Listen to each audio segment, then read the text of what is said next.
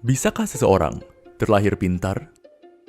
Begitu sering kita mendengar tentang orang-orang yang memiliki bakat alami, yang sejak kecil menunjukkan keterampilan dan kecerdasan yang menyamai atau bahkan melebihi orang dewasa. Orang-orang yang seolah-olah ditakdirkan untuk menjadi jenius. Amadeus Mozart, contohnya, mengkomposisi musik sejak umur 5 tahun dan mampu menyalin keseluruhan dari komposisi suatu pertunjukan orkestra murni dari ingatan sejak dirinya masih remaja. Bobby Fischer memenangkan kejuaraan catur dunia pada usia 14 tahun dan meraih gelar Grandmaster hanya setahun kemudian. Jean-François Champollion menguasai 7 bahasa ketika dia berumur 13 tahun dan kemudian menggunakan keahliannya ini untuk memecahkan arti dari hieroglif yang tertulis di batu Rosetta.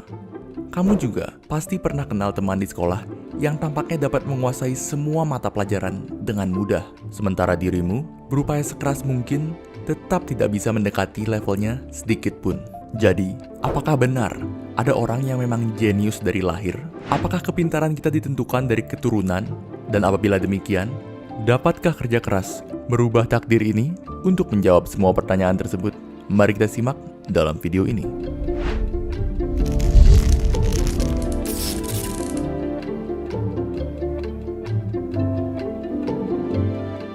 Perdebatan mengenai pengaruh faktor genetik dan faktor lingkungan terhadap kepribadian seseorang lebih dikenal dengan perdebatan nature versus nurture.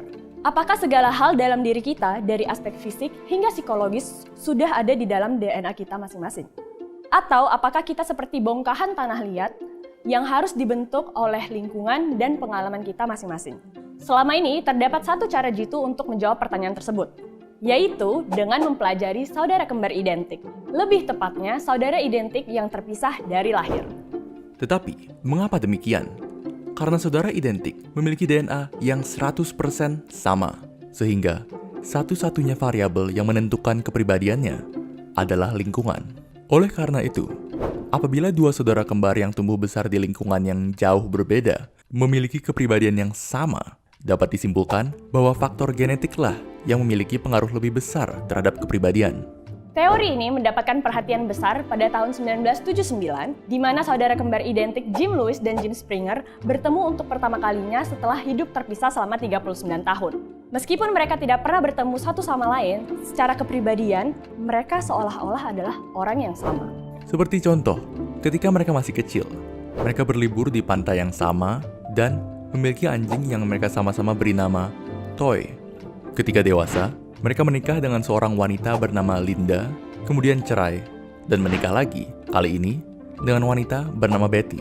Anak mereka berdua diberi nama James Allen, dan selain itu, pekerjaan, hobi, dan bahkan merek rokok dan bir yang mereka sukai, semua sama. Kasus Jim dan Jim memukau banyak orang dan mendorong inisiatif penelitian skala besar yang bertujuan untuk mempelajari saudara kembar yang tumbuh secara terpisah.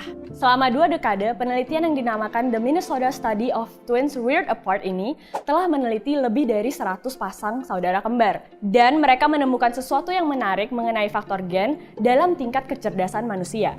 Minnesota Study menemukan bahwa heritabilitas atau daya waris dari IQ sebesar 70%. Dengan beberapa penelitian lain menunjukkan bahwa kisaran heritabilitas sekitar 57-73%. Selebihnya, ketika membandingkan korelasi nilai IQ antara saudara kembar yang terpisah, dilihat bahwa nilai IQ mereka memiliki tingkat kesamaan yang jauh lebih tinggi, bahkan jika dibandingkan saudara kandung yang hidup bersama.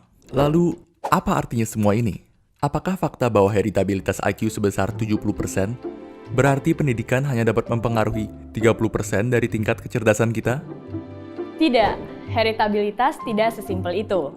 Yang perlu kalian ketahui, angka heritabilitas itu bukan suatu nilai yang tetap. Justru berubah secara signifikan tergantung pada lingkungan. Beberapa penyakit genetik yang memiliki heritabilitas 100%, seperti fenilketonuria yang menyebabkan keterbelakangan mental, dapat dirawat dengan merubah pola makan. Selebihnya, semakin tinggi heritabilitas, bukan berarti usaha yang diperlukan untuk merubah aspek tersebut semakin susah. Contoh paling gampang adalah warna rambut, yang merupakan aspek fisik yang memiliki nilai heritabilitas sangat tinggi. Tapi, kita dapat dengan mudah merubah warna rambut menggunakan pewarna. Oke, jadi kita sekarang mengetahui bahwa gen memang memiliki suatu peran dalam membentuk tingkat kecerdasan kita.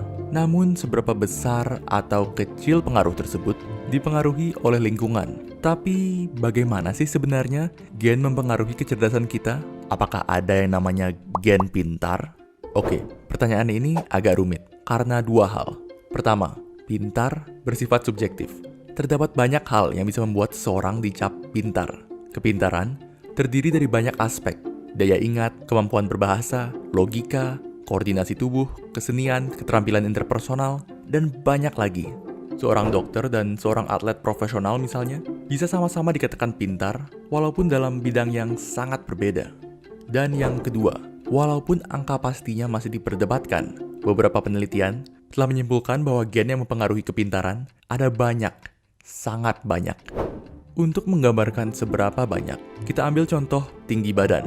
Di dalam DNA-mu, terdapat lebih dari 700 gen berbeda yang mempengaruhi tinggi badan. Setiap gen tersebut dapat menambah atau mengurangi tinggi badan sebesar kurang lebih 1 mm. Dan ini hanya tinggi badan, suatu aspek fisik yang mudah diukur. Mengingat kepintaran jauh lebih rumit dibandingkan tinggi badan, maka dapat dibayangkan betapa banyak gen yang memiliki pengaruh terhadap kepintaran. Beberapa gen mungkin memiliki pengaruh secara langsung, seperti mempengaruhi pertumbuhan neuron di otak, dan gen lain mungkin memiliki pengaruh yang tidak langsung, seperti membuat seseorang menyukai bau buku, sehingga meningkatkan kesenangan membacanya. Pengaruh gen terhadap kepribadian kita merupakan sesuatu yang rumit. Yang jelas adalah, gen tidak bertingkah dengan sendirinya.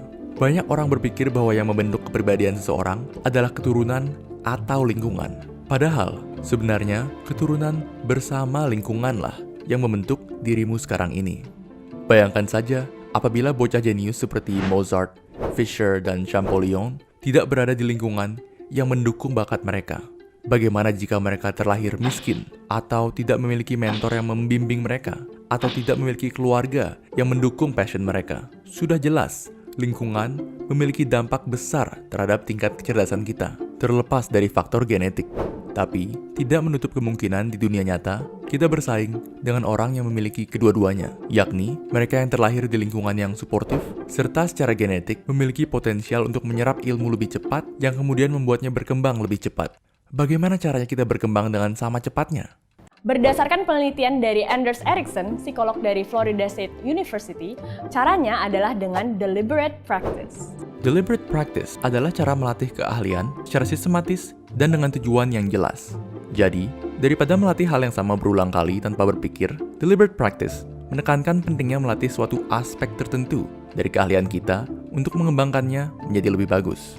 Contohnya, daripada melakukan free throw berulang kali tanpa tujuan, dengan deliberate practice, kita mencatat setiap kali free throw kita gagal, mengidentifikasi penyebab kegagalan, dan memperbaikinya supaya hal tersebut tidak terjadi lagi. Jadi, kita kembali ke pertanyaan awal. Apakah keturunan mempengaruhi tingkat kecerdasan seseorang di kemudian hari? Tentu saja. Namun, apakah gen satu-satunya faktor yang mempengaruhi tingkat kecerdasan? Tidak sama sekali. Pada akhirnya, apa yang terkandung dalam DNA-mu hanyalah sebatas potensial murni yang tidak ada artinya apabila tidak diimbangi dengan pendidikan dan kerja keras. Walaupun kita tidak sepenuhnya terlahir sebagai tanah liat tanpa wujud, kita juga tidak terlahir dengan takdir dan masa depan yang sudah tertata rapi di depan mata. Kita semua terlahir dengan potensial laten yang tidak dapat kita lihat, baik itu dalam bidang akademis, atletis, maupun artistik. Yang bisa kita lakukan hanyalah untuk menemukannya dan kemudian mengasahnya. Sekian untuk video kali ini. Kami ingin mengucapkan terima kasih kepada Zenius yang bekerja sama dengan kami dalam pembuatan video ini. Seperti yang sudah kita katakan sebelumnya, gen tidak menentukan segalanya. Belajar dan berlatih masih sangat penting, terutama berlatih dengan menerapkan deliberate practice. Lalu, bagaimana caranya kita belajar dengan deliberate practice? Untuk belajar dengan deliberate practice, kalian bisa menggunakan aplikasi Zenius yang dilengkapi dengan Zenius Learning Framework atau cara belajar ala Zenius, di mana kita akan belajar hal-hal fundamental seperti sains, logika, dan bahasa secara konseptual, bukan dengan menghafal yang membosankan. Selain itu, ada fitur Zencore berisi latihan-latihan soal yang melatih kita untuk berpikir secara lebih rasional, sehingga kita bisa mengambil keputusan yang lebih baik dalam kehidupan sehari-hari. Kalian bisa download aplikasinya di Play Store dan App Store sekarang juga.